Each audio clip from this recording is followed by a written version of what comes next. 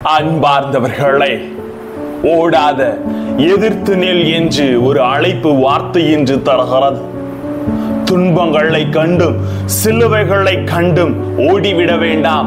அதை எதிர்த்து நின்று வாழ்க்கையிலே வார்த்தைகளோடு நாம் பயணம் செய்கிற பொழுது ஆசீர்வாதம் நம்மை தழுவி கொள்ளுகிறது. அனைத்தையும் எதிர்த்து நில்லுங்கள் என்று ஆண்டவர் இன்றைய இறைவார்த்தை வழியாக அழைப்பு விடுக்கிறார். வாங்க, வார்த்தையோடு ஒரு பயணம் செய்து அதை அறிந்து கொள்ளுவோம். Praise the Lord. இயேசுவுக்கே புகழ், இயேசுவுக்கே நன்றி. இறைவனின் அருட்கரமும் அருளாசீரும் உங்களோடும் உங்கள் குடும்பத்தோடும் முழுமையாக தங்கிட உங்களை நான் வாழ்த்துகிறேன்.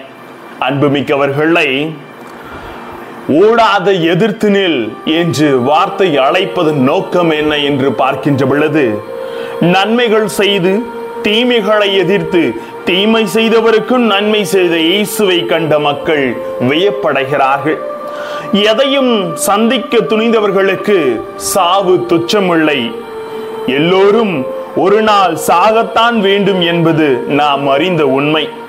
இருப்பினும் சாவின் நேரம் நெருங்கிவிட்டது என்று உணர்ந்து விட்டால் நம்மை அறியாத பயம் நம்மை ஆட்கொள்கிறது.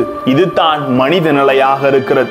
இப்பேற்பட்ட சூழ்நிலையில் நான் சாவை சந்திக்க போகிறேன், சிலுவை சுமந்தால் தான் உங்களை மீட்க முடியும் என்று தனது சாவை ஆண்டவர் இயேசு என்று அறிக்கை விடுகிறார். அதாவது துன்பத்தை கண்டு ஓடாமல் எதிர்த்து நிற்க இறைவன் என்று அழைப்பு விடுக்கிறார். அன்பார்ந்தவர்களே, பொதுவாக சொல்லுகிறார்கள், the world is moving faster than ever before. இந்த உலகம் முன்பு இருந்ததை விட அதிவேகமாக ஓடிக்கொண்டிருக்கிறது. இந்த அதிவேகத்திலே மனிதனும் இணைந்து ஓடிக்கொண்டு தான் இருக்கிறான். இந்த வேளையில் பல துன்பங்கள் துயரங்கள் அவனை நெருக்கிக் கொண்டிருக்கிற பொழுது அதனோடு ஓடி சென்று வீழ்ந்து விடுகிறானே தவிர அதை எதிர்த்து நிற்க அவனால் முடியவில்லை என்பார்ந்தவர்களே. ஆகவே ஓடாத, சற்று நின்று எதிர்த்து நில் என்று கடவுள் நம்மை அழைக்கின்றார். ஏனென்றால் வாழ்க்கையில் வரும் சிறு சிறு பிரச்சனைகளை கண்டு துவண்டு போவதும் சவால்களை சந்தித்து பார்க்காமல் கோழையாக இருப்பதும் நம் வாழ்க்கையாக மாறிவிட்ட தருணத்தில் இருக்கும் நமக்கு இயேசுவின் லட்சிய பயணம் பாடமாகவே மாறுகிறது. ஏனென்றால் தந்தையிடம் கொண்ட நெருங்கிய உறவால் இயேசு சாவை எதிர்கொண்டு எதிர்நீச்சல் போட்டு தந்தையின் திருவுளத்தை நிறைவேற்றுகிறார்.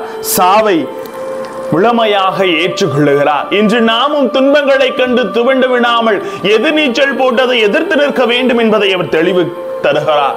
அன்பார்ந்தவர்களை, திருவுள்ளத்திலே பார்க்கின்ற பொழுது கோலியாத்தை எதிர்த்து நின்ற தாவீதும் பெலிஸ்தியர்களை எதிர்த்து நின்ற யோனத்தானும் நமக்கு ஒரு வாழ்க்கை பாடமாக அமைகிறார்கள். இயேசுவின் துணையோடு நாமும் முன் சென்று வீர பயணம் செய்யவும் சோதனைகள் நமக்கு முற்றிலுமாக அழித்து விடாது, ஆனால் நம்மை யார் என்று அடுத்தவருக்கு அடையாளம் காட்டும். இயேசுவோடு இருந்தால் வெற்றி நமதே என்பதை இறைவன் நமக்கு தெளிவு தருகிறார். அன்பார்ந்தவர்களே, ஆனா இன்னைக்கு பிரச்சனைகளை கண்டு ஓடிக்கொண்டு தான் இருக்கிறோமே தவிர அதை எதிர்த்து நிற்க நாம் முயற்சியே செய்வதில்லை. எனக்கு மட்டும் துன்பம் துன்பம், எனக்கு மட்டும் சிலுவை சிலுவன் வாழ்ந்துட்டு போறேங்க. குடும்பத்திலும் சரி, பிரச்சனைகளை கண்டு துவண்டு விடாமல் அதை எதிர்த்து நின்று நல் முயற்சி செய்கின்ற பொழுது வாழ்க்கை நம்மசப்படுகிறது, ஆசீர்வாதம் நம்மை தழுவுகிறது. ஆனா இயேசுவின் அந்த பாடுகள், அவர் பட்ட பாடுகளை அவர் சந்தித்த நேரத்தில் அவரோடு உடனிருந்த சீடர்கள் ஓடிவிடுகிறார்கள்.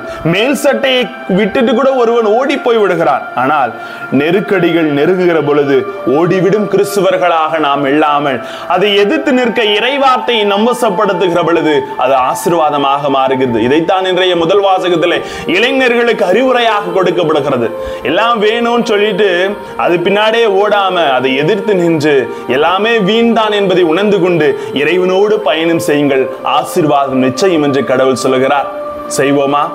ஜெபிப்போம். அன்பு இறைவா, நாங்கள் துன்பத்தை கண்டு துவண்டு விடாமல் எங்கள் வாழ்க்கையிலே முழுமையாக அதை எதிர்த்து போராடவும் உமது வார்த்தை கொண்டு வெற்றி பெறவும் எங்களுக்கு அருள் புரியும் ஆண்டவரே. எங்களோடு தங்கும். Praise the Lord.